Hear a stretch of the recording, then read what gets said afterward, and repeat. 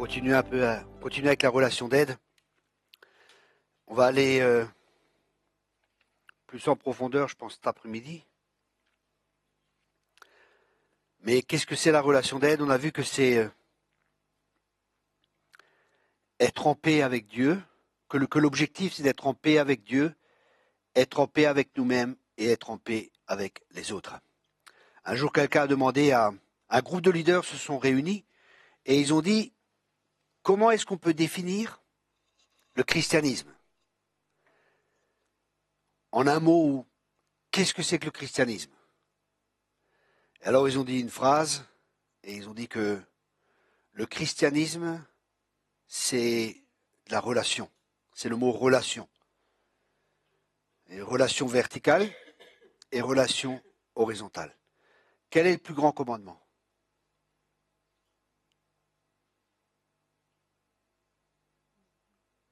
Quel est le plus grand commandement? La Bible a dit que le plus grand commandement c'est écoute ô Israël, ton Dieu, tu n'auras pas d'autre Dieu, tu aimeras tout ton cœur, toute ton âme et ton prochain comme toi-même. Okay? Donc le premier commandement en fin de compte c'est écoute ô Israël. Et écouter, c'est avoir un cœur pour entendre et pour obéir. Ok? Avoir un cœur pour entendre et pour obéir. Tu aimeras Dieu et ton prochain comme toi-même. Mais ça, c'est l'Ancien Testament. Et on va voir la différence avec le Nouveau Testament. Et dans le Nouveau Testament, qu'est-ce que Jésus dit? Jésus dit, je vous donne un commandement nouveau. Okay? Je vous donne un commandement nouveau. Et il dit que ce commandement, c'est quoi? Il dit, tu aimeras ton prochain comme toi-même. Tu aimeras ton prochain comme toi-même et vous vous aimerez les uns les autres comme je vous ai aimé. Vous aimerez les uns les autres comme je vous ai aimé. Et quelle est la différence entre l'Ancien et le Nouveau Testament? Le Nouveau Testament, Dieu nous demande d'accomplir quelque chose. Tu aimeras Dieu. Écoute ô Israël, ça veut dire écouter. Et entendre, c'est obéir. Okay? Entendre pour obéir. Tu aimeras Dieu, tu feras. Et le Nouveau Testament, c'est, je vous donne un commandement nouveau, vous aimerez les uns les autres comme je vous ai aimé. Quelle est la différence? La différence, c'est que tout commence par Dieu dans le Nouveau Testament. C'est déjà accompli. Tout est accompli à la croix. Ça veut dire que Dieu nous demande d'aimer les autres comme on s'aime nous-mêmes, mais comme lui nous a aimés. Donc ce qui est important pour nous, c'est d'avoir une révélation de son amour qu'il a pour chacun de nous. Plus les gens qui aiment le plus, c'est les gens qui savent qu'ils sont aimés. Quand tu sais que tu es aimé, c'est le fondement. Hein, parce que la définition même de Dieu, c'est d'être le commencement en toute chose. La définition de Dieu, c'est d'être toujours le premier. Okay? Donc dans le Nouveau Testament, on voit, je vous donne un commandement nouveau, aimez-vous les uns les autres comme je vous ai aimé. D'abord, on doit recevoir l'amour de Dieu pour pouvoir aimer, pour savoir qu'on est aimé soi-même, et après pouvoir aimer les autres. Aime ton prochain comme toi-même. Si tu ne sais pas que tu es aimé, tu auras du mal à aimer les autres. Si tu ne sais pas que tu es accepté, tu auras du mal à accepter les autres. Donc, plus nous sommes guéris, plus nous pourrons aimer les autres. Les gens blessés blessent. Les gens blessés blessent. Souvent, ce qui nous dérange le plus chez l'autre, parce que l'autre est souvent un miroir pour nous, c'est ce qui nous dérange, c'est le problème que nous avons nous. Ce n'est pas une généralité, hein, mais souvent, c'est pour ça que Jésus l'a dit, qui es-tu toi qui vois la paille dans l'œil de ton frère et qui ne vois pas la poutre dans ton propre œil? Souvent, ce qui va nous déranger le plus, c'est des fois un problème récurrent que nous avons chez nous-mêmes. Donc, ce qui est très important pour nous, dans la relation d'aide, c'est de savoir qu'on est aimé et surtout, hein, c'est une école de formation, c'est-à-dire on vous forme pour que vous puissiez faire la relation d'aide si vous-même, vous ne savez pas que vous êtes aimé, vous allez avoir du mal à aimer les autres. Et vous allez, parce que la compréhension de l'amour de Dieu, le but de Dieu, c'est qu'on dépende de lui à 100%. Le but de Dieu, ou l'objectif de Dieu, c'est qu'on dépende de lui. C'est qu'il soit en tout le premier, c'est pour ça qu'on a été créé. Ok ? Ça veut dire, l'homme, l'être humain, il a besoin d'amour et il a besoin d'acceptation. Et si nous n'avons pas ça de la part de Dieu, si nous ne recevons pas ça de la part de Dieu, si nous n'arrivons pas à chercher cette acceptation et avoir cette révélation de l'acceptation et de l'amour de Dieu pour chacun de nous, on le cherchera ailleurs. Et cet ailleurs deviendra une idole. Une idole, dans la parole de Dieu, c'est là d'où on reçoit le secours. Ce n'est pas forcément une idole taillée, un morceau de bois ici et ça, mais c'est partout où on reçoit le secours. C'est pour ça que Dieu veut être le premier dans notre vie. Parce que de lui, c'est ma source. Dieu est ma source. Dieu est notre source. C'est de lui qu'on reçoit et que tous nos besoins sont comblés. Tous nos besoins, toutes nos sources sont en toi, disait David. Toutes mes sources sont en toi, disait David. Ça veut dire que tout le besoin d'affection, d'amour et ainsi de suite est en toi. Parce que si on ne l'a pas chez Dieu, on le cherchera quelque part d'autre. Ça peut être un partenaire, un mari, une femme, un copain, une copine, ça peut être dans la télé, dans des jeux, dans plein de choses. Dans la drogue, dans la sexualité, dans plein de choses on peut chercher ça. Mais c'est quelque chose qui ne va pas combler. La Bible a dit que c'est comme des citernes qui sont trouées. Ça veut dire on va boire, mais c'est troué, ça ne suffit pas. Et on va essayer de combler ce vide. Mais Jésus il a dit, je suis venu pour donner la vie et la vie en abondance. Et celui qui boira de mon eau, il aura plus soif. Ça veut dire, une fois qu'on a bu de cette eau, qu'on a goûté à la bonté de Dieu, qu'on a goûté à l'amour de Dieu, on a compris qu'en lui sont nos sources. Et on ne va plus chercher ailleurs. On ne devrait plus chercher ailleurs. Et ça, c'est des fois le problème qu'il y a, c'est qu'on cherche ailleurs à être comblé. On cherche ailleurs à être comblé. Par exemple, le mari cherche chez la femme ou la femme chez le mari. Qu'est-ce qui va se passer? Le mari ou la femme, il n'est pas toujours au top. On est d'accord? Des fois oui, des fois non. Quand il est au top, c'est bien. On va pouvoir prendre de lui. Mais quand il n'est pas au top, on ne va pas pouvoir prendre de lui. Ça va faire qu'on va être dépendant de son partenaire. Et quand on peut prendre, c'est bien, tout va bien, alléluia, je t'aime. Mais quand ça ne va pas, quand l'autre est en bas, je ne t'aime plus. Un peu, tendrement, à la folie, tidati, tidada, tata. Et ça, c'est le problème. Mais en Dieu, si Dieu est ma source, parce que Dieu est invariable et que son amour est éternel, son amour ne change pas. Dieu est le même hier, aujourd'hui et pour toute éternité. Et quand on a appris à dépendre de lui et que Dieu est ma source, qu'est-ce qui va se passer? Notre coupe va être remplie et non seulement elle va être remplie, mais elle va déborder. Ça veut dire qu'elle va être remplie pour nous-mêmes parce que nous-mêmes, on a un besoin émotionnel, on a un besoin affectif, on a un besoin qui est là dans notre cœur, dans notre esprit, dans notre âme, hein, que Dieu va combler. Et ça, c'est très bien. Et ce n'est pas juste pour nous. Je t'ai béni pour que tu sois en bénédiction. Dieu veut nous bénir pour nous, pour que nous ayons assez pour nous, mais pour que tu sois aussi en bénédiction. Ça veut dire qu'on est encore plus pour pouvoir donner aux autres. C'est pour ça que la Bible a dit que les fleuves d'eau vive couleront de notre sein. On est là pour abreuver les autres. On est là pour bénir les autres. Mais on peut uniquement bénir quand on est béni. Tu peux uniquement donner ce que tu as reçu. Si tu n'as pas reçu, tu ne peux pas donner. Si tu n'as pas reçu d'amour, tu ne peux pas donner d'amour. Tu sais, des fois, des gens, ils sont là, surtout quand je parle du père et que je fais la relation avec le père ou de la relation d'aide. Des fois, les parents, ils en veulent des fois, des personnes en relation d'aide, ils peuvent en vouloir à leur père ou à leur mère. Mais nos pères et nos mères, ils peuvent uniquement nous donner ce qu'ils ont reçu. Ce qu'ils n'ont pas reçu, ils ne peuvent pas nous le donner. Vous comprenez? On vient d'une génération où, pas nos parents, mais nos grands-parents étaient pratiquement tous en guerre. Ils ont tous fait la guerre. Donc, ils ont subi des choses difficiles, ils ont vécu des choses difficiles. Nos parents, souvent leurs parents n'étaient pas là parce qu'ils étaient partis en guerre. Donc, il y a des besoins qui sont là. Il y a des besoins émotionnels qui sont là. Il y a des choses qu'ils n'ont pas reçues. Comment est-ce qu'ils peuvent nous donner ce qu'eux-mêmes n'ont pas reçu? Comment peuvent-ils nous donner ce qu'eux-mêmes ne savent pas? Par exemple, discutais encore avec Jonathan, hein. On parlait d'un couple, et je dis, tu sais, le problème de ce couple, c'est qu'eux-mêmes, ils n'ont pas eu de modèle de couple, de ce qu'est dans leur famille. Alors comment, pour eux, leur couple va bien, parce que peut-être comparé à leurs parents, aux standards qu'ils ont, au couple qu'ils ont vu, ça va peut-être mieux. Mais on ne doit pas comparer à cela, on doit comparer au standard de Dieu. Et quel est le standard de Dieu? Le standard de Dieu est différent. Donc on peut penser que tout va bien, mais en fin de compte, ça ne va pas bien. Parce que ça va bien selon nos critères à nous, ou selon notre standard à nous. Mais quel est le standard de Dieu?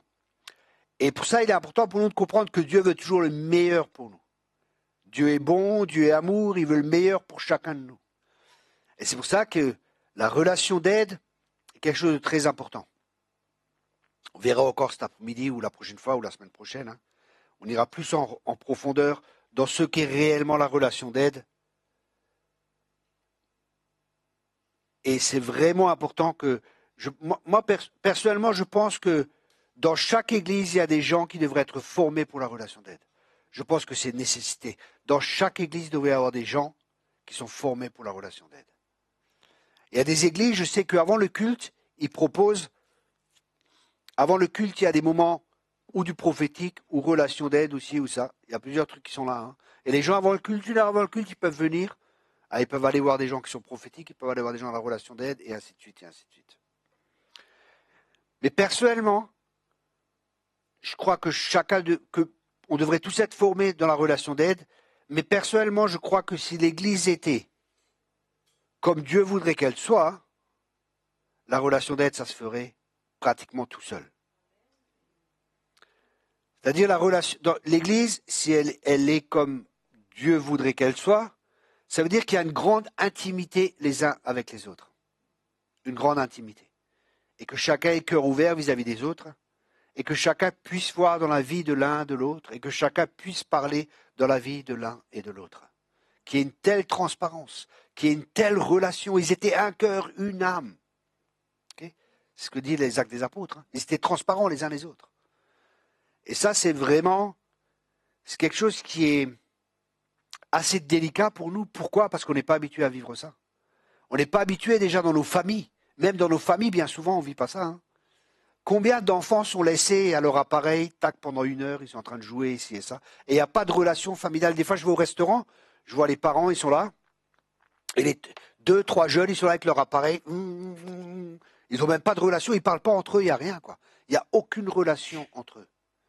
Et je crois vraiment, c'est vraiment un manque dans notre société, hein, où c'est beaucoup de sociétés où il y a la solitude qui est là, chacun est pour soi, il y a beaucoup de solitude, chacun est pour soi, il faut être un battant, il faut être ceci, il faut être cela. Et où il n'y a plus tellement de communion dans les familles, c'est vraiment un manque. Hein. Et, et les gens cherchent cela, parce qu'on a été créé pour le relationnel.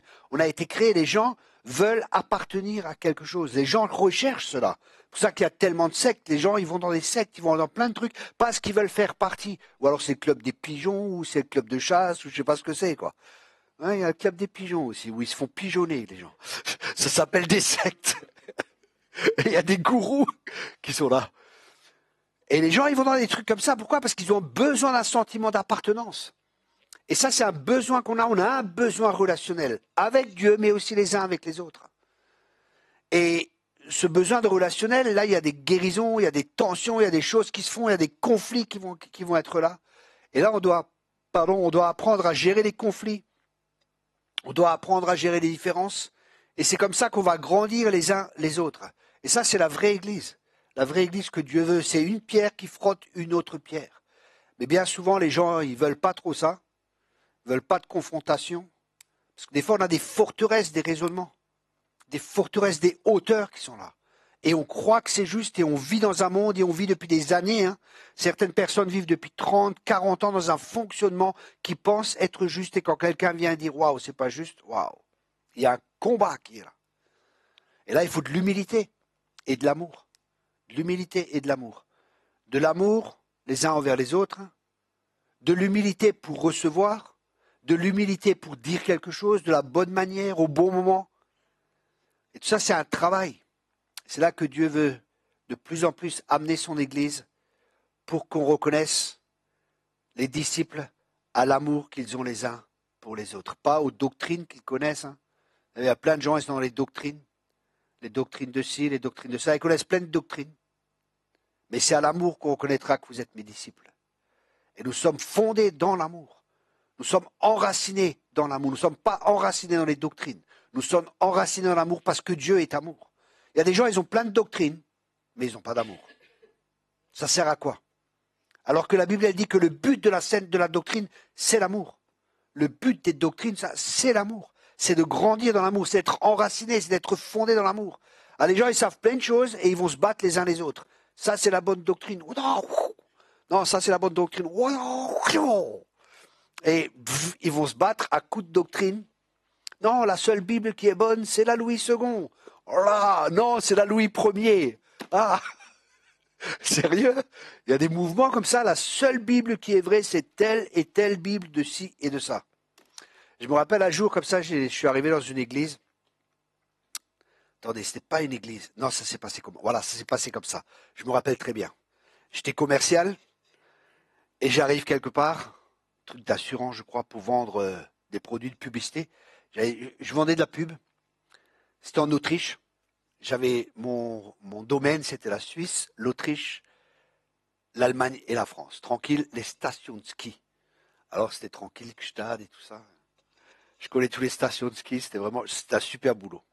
Voiture de fonction, l'hôtel payé, restaurant payé. Ah, bon, les fils de roi, on ne voulait pas. Hein. Voilà.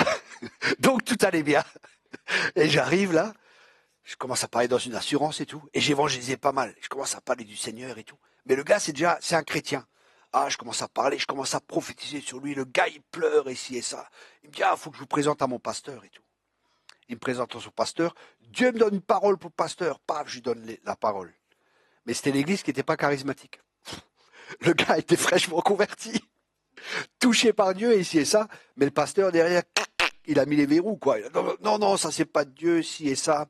De toute façon, la seule Bible qui est vraie, c'est je sais plus laquelle, enfin c'était un truc, quoi. C'est la seule Bible qui est vraie, toutes les autres Bibles, elles sont pas bonnes, quoi. Non, mais vraiment, le gars, carré de chez carré, quoi. Et moi, je lui ai donné une parole, je savais rien du tout, quoi. Mais après, non, c'était pas si. Et, oui, si vraiment c'est ceci et cela, qu'est-ce que le Seigneur vous dit, et ci et ça? Vous savez, comme avec le diable, quand il a tenté Jésus. Si tu es le Fils de Dieu, change ses pains, et ci et ça. Donc il veut qu'on utilise les dons, hein, et ça, il faut faire très attention. Hein, mais le gars, il avait besoin de relation d'aide, vraiment, le pasteur, quoi. C'était vraiment fermé de chez fermé. Pourquoi je vous raconte ça? Je voulais en venir où? Comment? Voilà, les doctrines. Donc très fermé. C'est pas ça le but, c'est l'amour. Et les gens, ils vont venir avec des doctrines différentes. C'est facile d'aller contre, de penser que. Vous savez, parce que des fois, les gens sont enracinés dans leur doctrine. Écoutez bien, ça, c'est important. Voilà le point où je voulais en venir. C'est que des fois, les gens sont enracinés dans leur doctrine. Ça veut dire que leur identité, elle est là-dedans. Mais notre identité, elle est en Dieu. Parce que c'est Dieu qui nous donne l'identité. Et quand on est enraciné en Dieu, on est enraciné dans l'amour, pas besoin de se défendre, on n'a pas besoin de... Tu as une autre doctrine, ok, c'est pas un souci. Tant que ce n'est pas une doctrine qui soit vraiment... qui touche au fondement. Vous comprenez ce que je veux dire? C'est quelque chose qui touche à la croix, hein, ou à Jésus, là, non. On n'a pas besoin de Jésus, tout le monde est sauvé. Là, non, ça c'est quand même... c'est des fausses doctrines. Là, oui. Mais après, si Adam avait un nombril ou pas, franchement... rien à faire, quoi. C'est pas important. Ou de l'enlèvement, ou la fin des temps et toute cette doctrine. Oh, les gens ils me disent tout le temps, oui, mais tu connais ça sur l'enlèvement, sur les Illuminati, sur ceci. Je dis, écoute, franchement, j'ai pas le temps de m'interroger et de rechercher dans ces choses-là. Ça m'intéresse pas. Oui, mais c'est important en tant que chrétien de savoir. Ah bon? Est-ce que c'est important? Mon but, disait l'apôtre Paul, c'est de le connaître lui. Parce que plus on le connaît lui, plus on est transformé à son image. Notre but, notre objectif, c'est de connaître Dieu. Pas de connaître des choses sur Dieu, mais de connaître Dieu comme il est personnellement. Ok? Donc on a des cycles de comportement. Qu'est-ce que c'est qu'un cycle de comportement? Un cycle qui se crée dans notre vie, hein, par notre passé, et bien souvent, ça se fait les 6 premières années de notre vie, parce que les 6 premières années de notre vie, nous sommes comme un jardin où il n'y a pas de clôture, il n'y a rien, tout le monde peut y aller. Et ce jardin, c'est notre cœur, hein, le terrain. Et il y a des semences qui sont semées. Et on va rechercher de l'amour, on va rechercher de l'acceptation, on va rechercher toutes ces choses. Et des gens peuvent planter des choses aussi bonnes ou mauvaises. On n'a pas encore appris à se protéger quand on est enfant. Ok ? On n'a pas appris. Donc il y a plein de choses qui vont rentrer dans notre cœur et qui vont influencer notre vie plus tard. C'est pour ça que la parole de Dieu a dit « Enseigne le jeune homme, enseigne tes enfants. » Et plus tard, tu retrouveras ça. Ça veut dire que dès le plus jeune âge, en tant que parents, nous sommes responsables de mettre des bonnes semences dans les cœurs de nos enfants. C'est pour ça que les parents, c'est très important. Hein. Vous savez, on a une grande responsabilité en tant que parents en voyant que Dieu nous confie des personnes, quoi. Des personnes à part entière, des personnes qui sont importantes. Donc on a une grande responsabilité.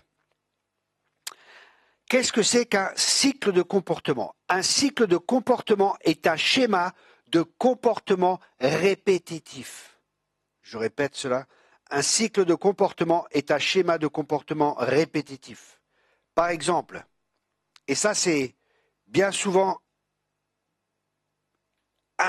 inconscient. Par exemple, vous allez vers la porte, qu'est-ce que vous allez faire? Automatiquement, vous prenez un poignet, tac. C'est inconscient. C'est une habitude, c'est quelque chose qui est en nous, quoi. C'est comme une seconde nature. Eh bien, les cycles de comportement proviennent d'expressions de systèmes de croyances. C'est des systèmes de croyances qui ont été mis en nous, nous croyons être justes, qui sont aussi causés par de la douleur émotionnelle et du péché.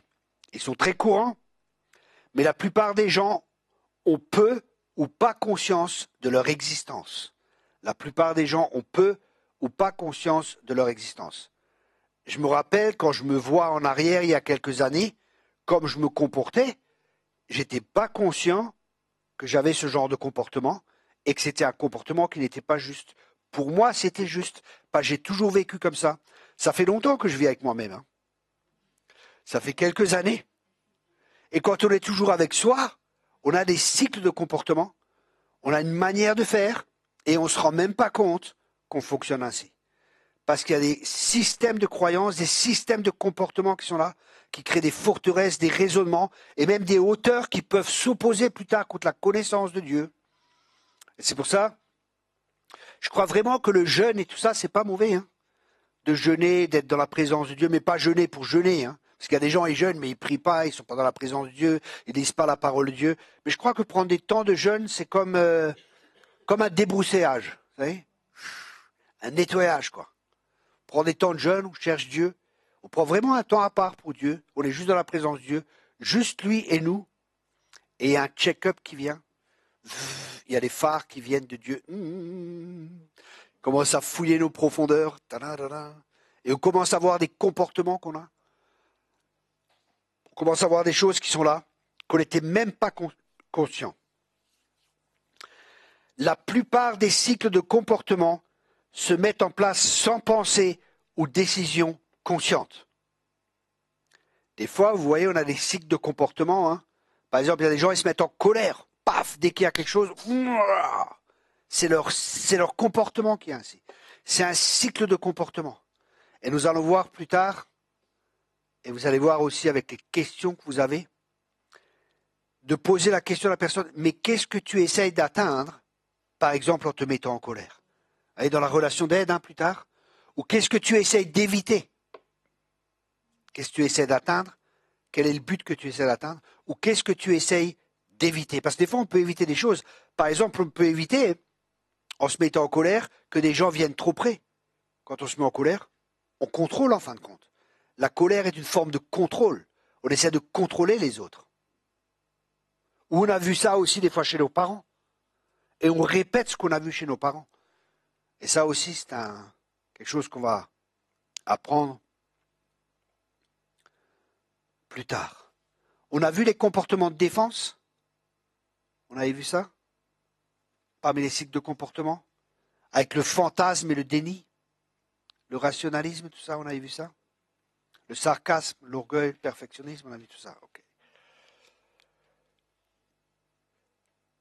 Et les cycles de comportement impies font obstacle, à l'œuvre du Saint-Esprit dans nos vies. Les cycles de comportement impie font obstacle à l'œuvre du Saint-Esprit dans nos vies. Par exemple,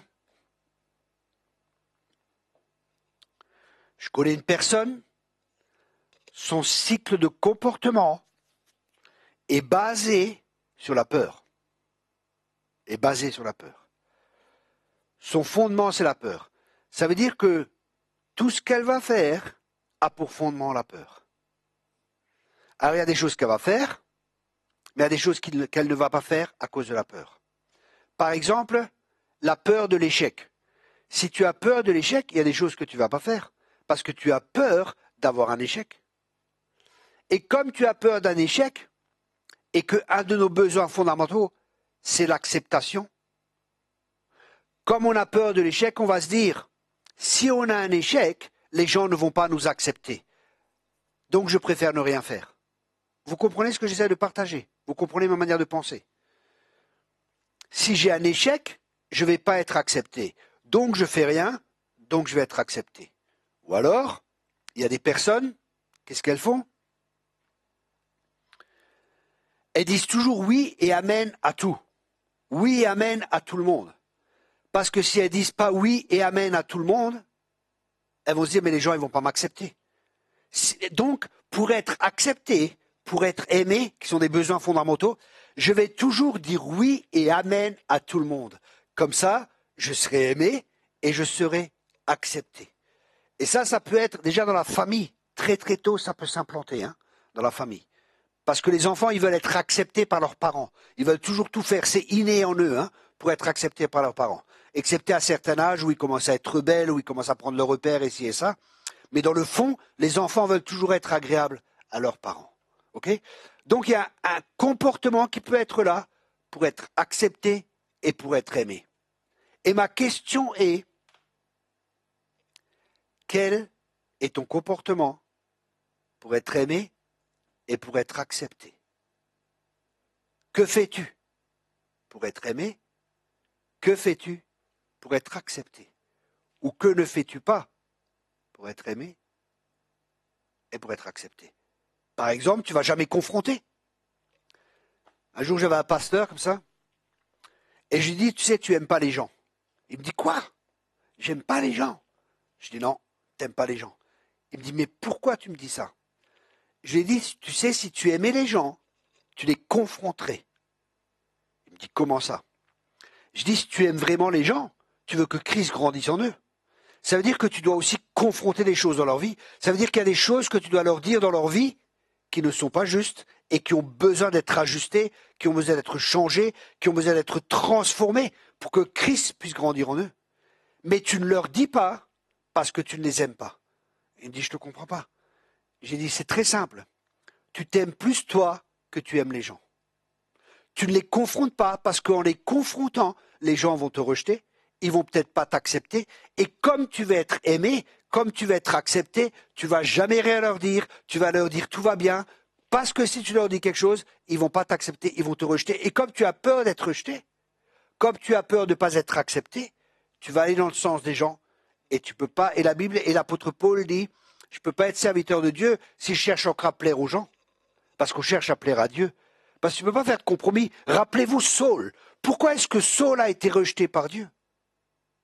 Saul, il dit oui, mais que je trouve encore faveur auprès du peuple. David cherchait la faveur auprès de Dieu. Saul cherchait la faveur auprès du peuple. Saul cherchait à être accepté des gens. David voulait l'acceptation de Dieu qui était plus importante pour lui que celle des personnes. Vous comprenez cela? Et une fois qu'on a cette acceptation, qu'on a cet amour, que Dieu, que notre cœur est satisfait, que nos besoins sont comblés en Dieu, on n'est plus dépendant des autres. On n'est plus dépendant des autres. Ça veut dire qu'on ne sera plus manipulé, qu'on ne sera plus contrôlé par les autres, et qu'on ne manipulera plus et qu'on ne contrôlera plus les autres. Parce qu'on est comblé en Dieu. Sinon, on va essayer de combler les autres. Par exemple, un homme, il voit une femme. Oh là là, qu'est-ce que t'es belle. Tu seras ma princesse. Et puis elle, Elle attend que ça. Princesse. Personne exceptionnelle. Parce que chacun veut être exceptionnel. Et quand on comprend le fonctionnement, c'est très facile de manipuler et de contrôler les autres. T'es ma princesse. Jamais une femme comme toi. Oh, je ferai tout pour toi. Tu es unique pour moi. Oh là là. Quand elle entend ça, et clac, clac, dans la poche. Mais en fin de compte, qu'est-ce qu'il veut? Il veut juste du sexe, le gars. Parce que les hommes, c'est comme ça, souvent. Mais qu'est-ce qu'il veut en fin de compte? Il croit qu'à travers la sexualité, il va combler le besoin de son cœur. Il va combler le vide de son cœur. Mais c'est aussi un mensonge. Parce que le besoin est un besoin spirituel. Et une pratique naturelle ne peut pas combler un besoin spirituel. Bien que la sexualité soit aussi spirituelle. Parce que les deux deviennent un. Mais ça ne va pas combler les besoins les plus profonds. Parce que le sexe et l'amour, ce n'est pas la même chose. Si vous ne croyez pas, demandez une prostituée. Vous comprenez? Ça, c'est vraiment des fondements qui sont importants pour nous.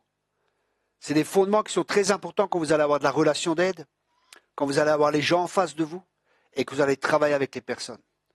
De comprendre que des gens ont des besoins, et on verra plus tard encore avec la pyramide de Maslow, qui connaît cela? Quelques-uns, une personne, deux personnes, ok.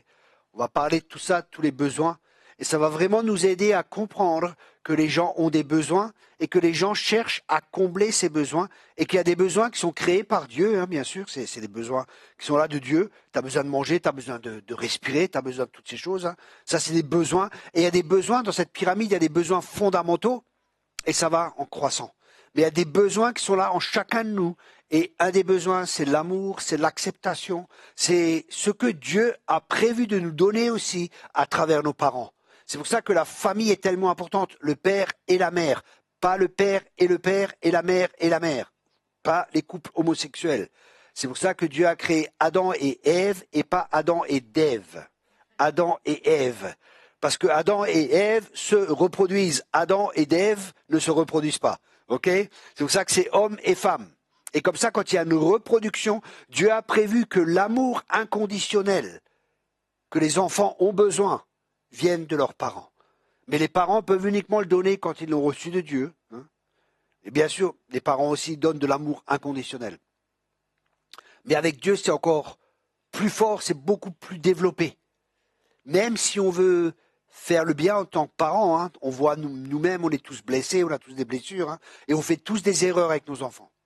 Okay, tous. Ça, être chrétien, c'est vraiment un privilège dans la famille. Et c'est vraiment, Dieu met vraiment l'accent sur la famille. C'est tellement important la famille. Hein. Vous savez, si on retourne vraiment, et je crois que c'est vraiment important qu'on retourne vraiment aux principes bibliques. Hein. Si quelqu'un veut être un leader, qu'il sache bien tenir sa famille. C'est vraiment un critère. Pourquoi? Parce que tu ne sais pas tenir ta famille, comment tu veux tenir la famille de Dieu? Comment veux-tu être un exemple dans l'Église? Parce que la famille est très importante aux yeux de Dieu. Pour nous, c'est important de comprendre ça. Parce que le royaume de Dieu, il doit se vivre en famille aussi. Hein. Et le but, c'est le royaume de Dieu, c'est-à-dire que Jésus est Seigneur, que Jésus est premier en tout. Là, j'ai un ami qui a vraiment, qui plutôt, c'est vraiment un réformateur, c'est un apôtre aussi, et il écrit vraiment des choses qui sont vraiment intéressantes. Là, j'ai lu dernièrement ce que Luther a amené une réforme, mais il n'a pas terminé la réforme. Il a commencé une réforme, mais il soulève 10 points où Luther était, par exemple, à côté de la plaque, où Luther était vraiment à côté. Par exemple, une des choses, il était antisémite. Luther, à un moment, il a persécuté les Juifs. Après, il y avait la guerre avec les paysans. Il a permis que plein de paysans soient tués, et ainsi de suite, parce qu'il voulait se retrouver dans les maisons. Mais Luther, son objectif, c'était de transformer le catholicisme, de réformer le catholicisme, et il a créé une autre religion qui est le protestantisme. Okay? Mais ça, c'est un autre thème, on ne va pas aller là-dedans. Mais j'en parle, pourquoi? Parce qu'il y avait vraiment, dans la pensée de Dieu, c'était vraiment la famille, c'était l'église dans les maisons, il y avait des choses qui étaient là. C'était une pensée qui était complètement différente que celle que Luther avait. Parce qu'on ne peut pas réformer Babylone. Il faut sortir de Babylone. Vous comprenez ce que j'essaie de partager? Mais ça sera un thème plus tard dans l'école biblique où on ira plus en profondeur. Et il dit, une des erreurs de Luther aussi, c'est qu'il disait par exemple, oui, il y a des thèmes vraiment importants, il y a des thèmes un peu moins importants dans la parole de Dieu, et il différenciait cela. Et on voit actuellement dans le protestantisme que la parole de Dieu n'a plus toute sa place.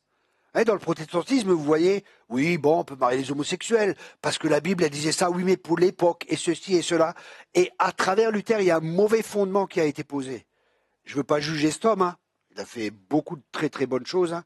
Je ne suis pas là pour juger, mais on doit apprendre des erreurs aussi de nos anciens.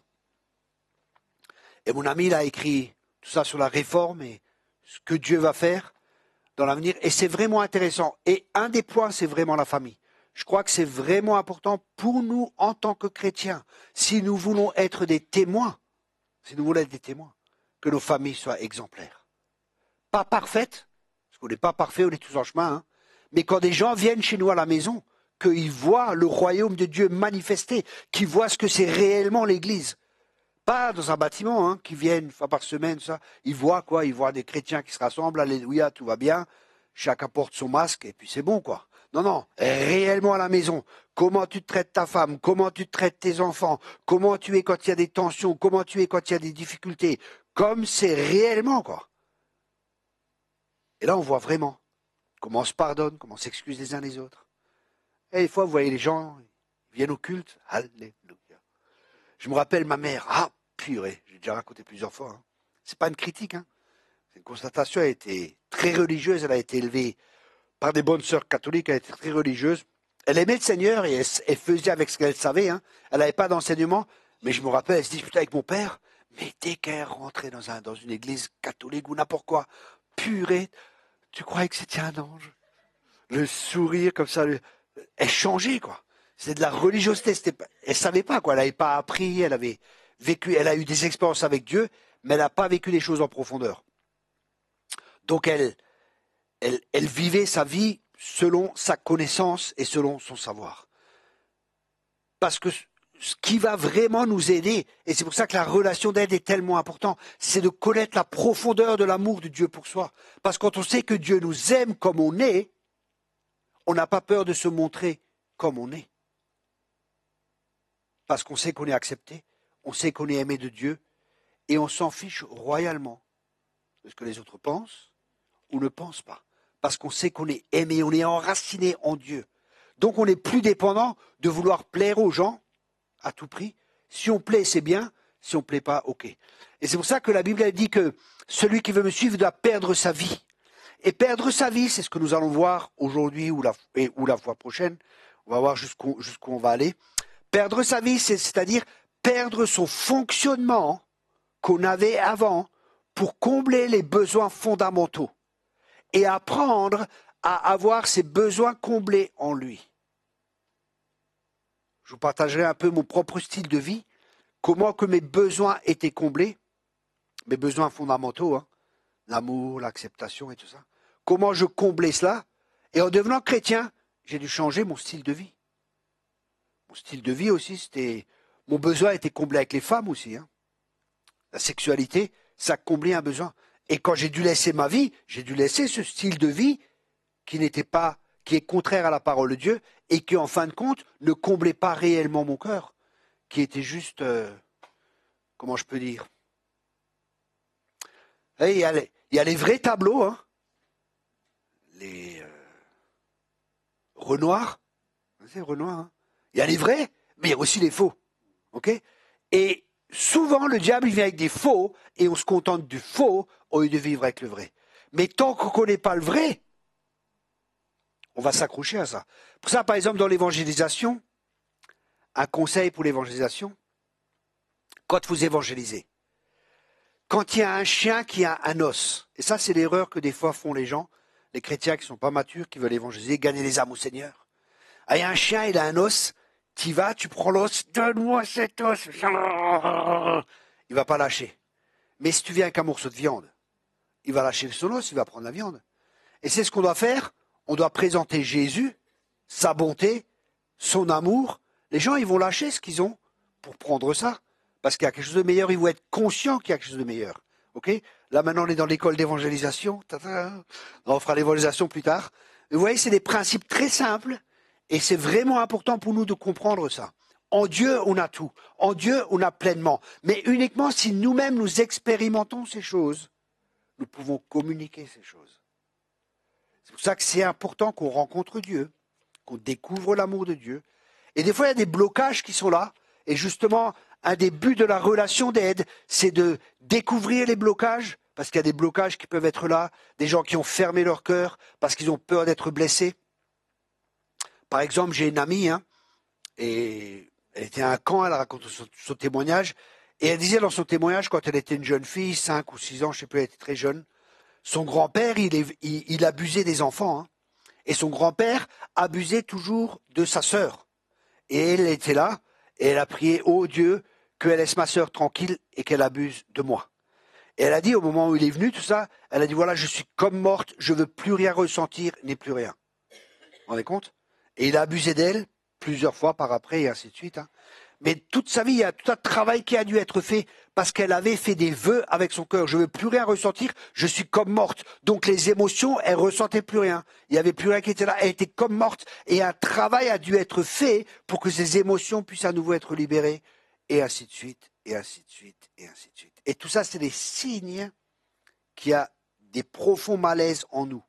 Des fois, les gens, ils n'arrivent pas à exprimer leurs émotions. Moi, j'ai dû être guéri de plein de choses. Je n'arrivais pas à exprimer mes émotions. Dès que l'amour venait, quand j'allais quelque part où il y avait des chrétiens qui étaient réunis, qui avaient vraiment de l'amour, dès que je sentais de l'amour, je connaissais pas ça, je me disais, mais qu'est-ce qu'ils me veulent, ceux-là? Ils me veulent quelque chose, il y a quelque chose qui n'est pas normal, parce que tu n'es pas habitué à ça. Donc, quand quelque chose vient comme ça, oh, qu'est-ce qu'ils me veulent?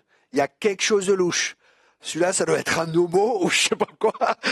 Vraiment, je pensais ça. J'étais pas habitué à ça. Mais c'était l'amour de Dieu que je ressentais. Mais comme t'es pas habitué à ça, à avoir de l'amour inconditionnel, à avoir de l'amour, tu disais, oh là, ou ils veulent mon fric, ou ils veulent quelque chose, quoi. Il y a quelque chose qui cloche ici. Et j'ai dû vivre et passer par beaucoup de guérisons intérieures. Et Dieu a fait un travail intérieur profond dans ma vie. Et il y a du boulot. C'est pas fini. Mais je sais que la bonne œuvre qu'il a commencé en moi, il l'achèvera. Amen. Et ça, c'est important aussi pour nous, parce que de comprendre qu'on n'est pas encore arrivé, qu'il y a du travail, ça va nous faire comprendre qu'on a besoin de grâce et qu'on aura de la grâce pour les autres, ce qui est vraiment un fondement essentiel pour faire de la relation d'aide. Amen.